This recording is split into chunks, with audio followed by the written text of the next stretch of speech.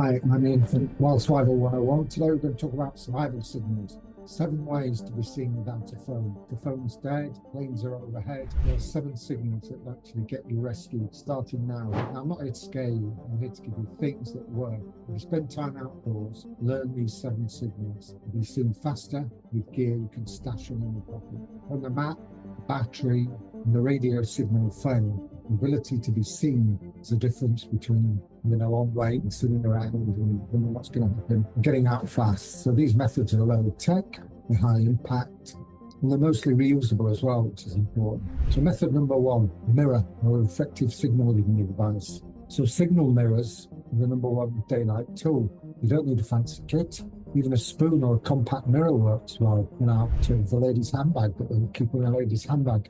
Aim for the sun. Aim the target with your index finger and send a quick, deliberate flash. 3 bursts is the universal distress pattern. A bright flash and catch pilots' eyes as they're flying through the sky, with distant searches and clear skies as well. So another useful tool is we don't tend to use CDs anymore, but CDs have a hole in the middle and they're very shiny on one side. And what you can do there is look through the hole in the middle and use that as a focusing device, and same thing there.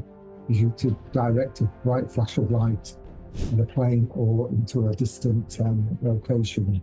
So here's a quick how-to. Kneel, place your hand over the mirror, locate the target in the reflection, and shutter the sun with short bursts. Don't look directly at the sun. Use a quick glint technique, quick glance. That's all you need. So what it means by shutter the sun with short bursts is you put your hand over the mirror and you can do this. Pros and cons of that. It's extremely long range in daylight and useless at night or in heavy cloud. Method number 2, fire and smoke. Fire is the classic for a reason. Daytime can create thick white smoke using green leaves or fresh vegetation. And also at night can be seen bright flames and sparks show from far away. Use 3 fires in a triangle or a straight line to indicate distress. They need to be able to control the burn. Clear the area and make sure the fire is not going to catch on other vegetation and cause a forest fire or anything like that. Have water to hand as well. Do not use this method in wildfire season unless you know it's safe. And really, if your life depends on it, and it's a last resort. You can also, for best practice, you can build a smoky base, wet leaves, and an open flame on top for night.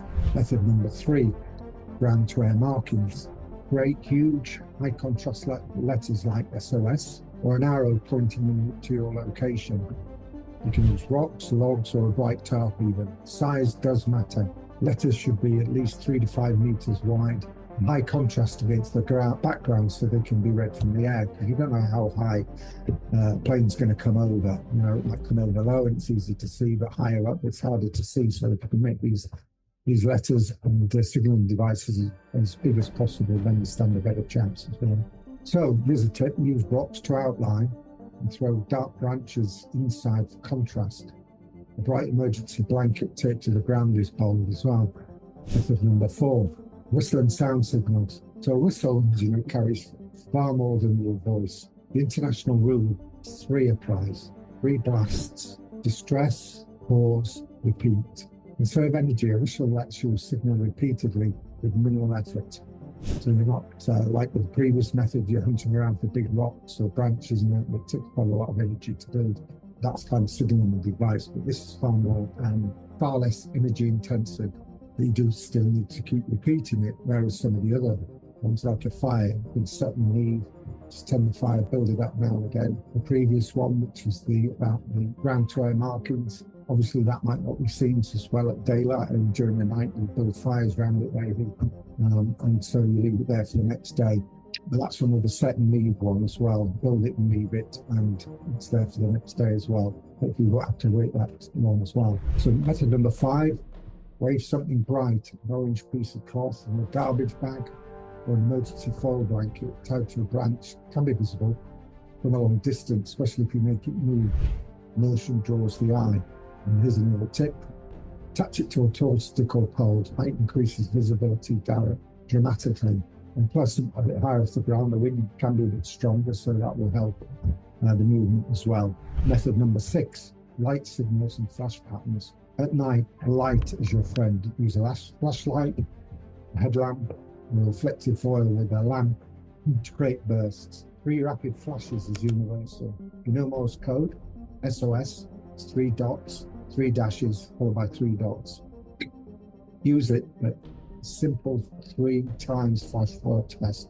So other people carry a disposable chemical lamp. There's sticks that you snap and it'll break in half, causes a chemical reaction, and the stick will blow. People have them in tents as a night light.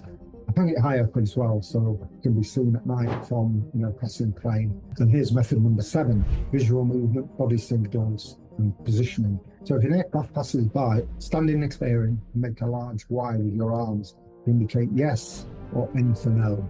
So they signal, the aircraft signals to you. Laying out a contrasting tarp and moving to the edge to wave improves detection.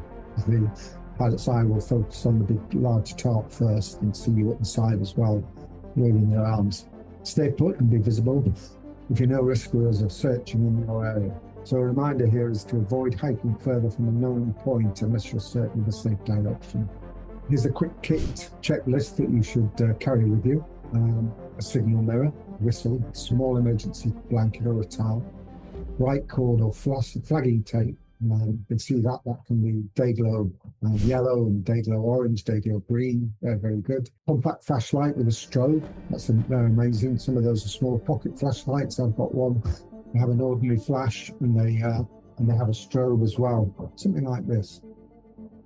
This flashlight has a sliding sleeve at the end, so you can really focus the beam, and it has a strobe fixture as well. You can also carry a small fire starter, one of those chem-light sticks I remembered, or several of them. These are all small, light, life-saving devices. So mistake number 1, making signals too small. Mistake number 2, not maintaining a signal. Smoke needs topping up. And the fix for that is practice these at home, so they're second nature when needed. You can experiment with different leaves and sticks just to see what makes the biggest amount of smoke as well. If possible, I think if you can get a fire going that has a lot of smoke, a lot of dark smoke, it's easier seen than white smoke. Especially if it's a cloudy sky.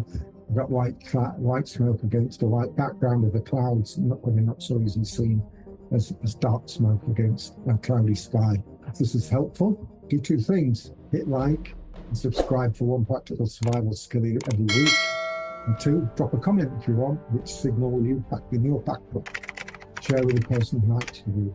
Thanks for listening. Stay smart, stay visible, stay alive. See you on the next one.